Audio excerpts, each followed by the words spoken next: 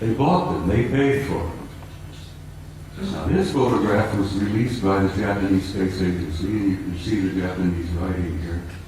This was taken by Apollo 13.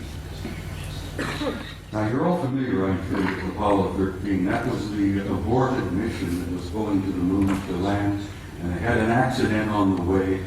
They couldn't land. They damn well barely got back. While they are on their way to the moon, here's the moon, a number of things began happening.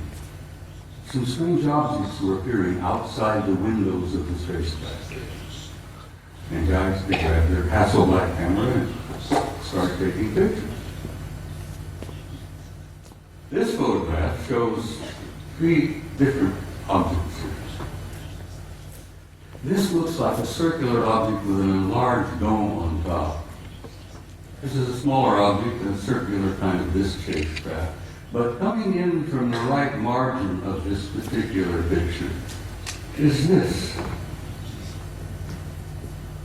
Next picture, please. Here we are. This is a blow-up of the positive in the photograph. And here is a blow-up of the negative of this object here. Ladies and gentlemen, this particular object is 5 miles long. And I'm tempted to use the term Big Mother. No pun intended, but it appears to be a mothership. It's gigantic. 5 miles long. And here these NASA guys are up there, these little cramped Apollo capsule, and they look out their window and they see something that's 5 miles long. It shakes them up a little bit. When they got back to NASA with these pictures, it shook them up a hell of a lot. Next picture, please. This is the next sequence. Here, this large mother has moved into the middle of the frame, and something else has shown up over here, which has been estimated to be 2 miles long. But this really upset the guys. I've never been able to find out which one of the 3 Apollo members of the Apollo 13 crew would admit to ever having taken these pictures. Because as you know, the Apollo astronauts were threatened with their lives. I kid you not, they were threatened seriously. They even threatened their families if they ever divulged any of the information that they knew. Next photo, please.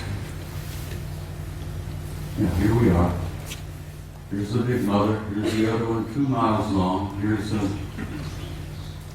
picture of the positive. This is the negative.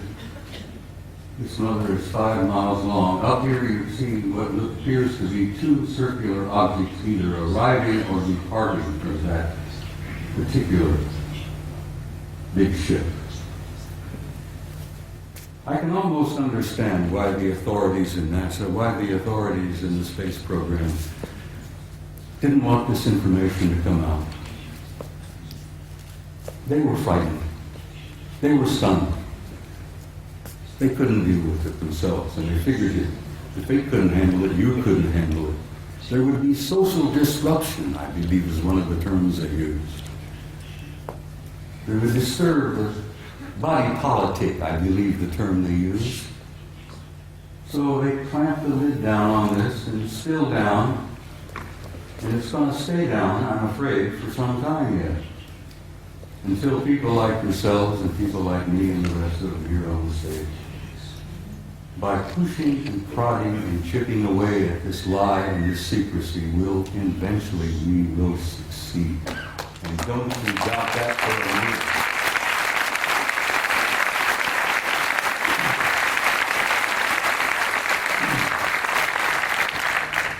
Now I'm in for another photograph that I think will shock you some.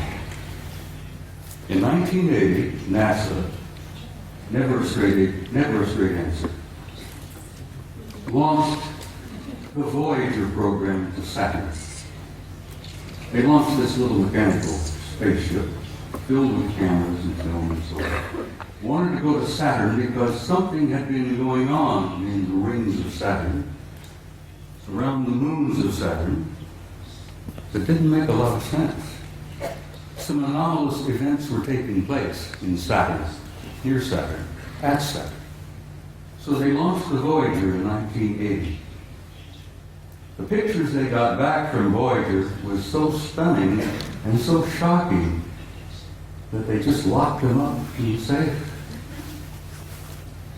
Fortunately, I met and developed a friendship with a retired NASA scientist by the name of Norman Bergman. Norman Bergman worked for NASA for about 30 years. He was a technician, a scientist on the Voyager program to Saturn in 1980. Norman decided, after waiting a number of years, for NASA and the authorities to be candid and honest and forthright and tell us what they really found out at Saturn. And Norman got so frustrated he wrote a book. Now, he couldn't get it published in the United States. No American publishing house would even touch it. Norman Berggren had to go to Scotland, for God's sake, to Aberdeen to get his book published. And he published it. He didn't succeed. He got his book. It's a piece of genius. It's a beautiful piece of work. And the things that they photographed near Saturn appeared in print for the first time. This is the A-ring of Saturn. Yeah, and you're all familiar with what Saturn looks like. It's a beautiful planet. It's giant. It's a big one. But it's got rings all around.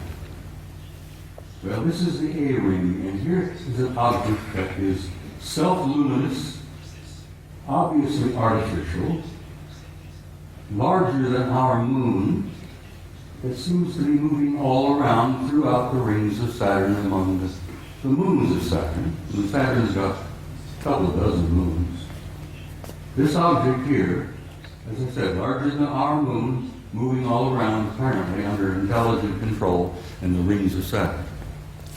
Now, try for a moment, if you can, to imagine a kind of a technology that is capable of constructing something larger than our moon, that's artificial, that moves around wherever it wishes to go, that's probably got several thousand guys inside. That is shocking to some people.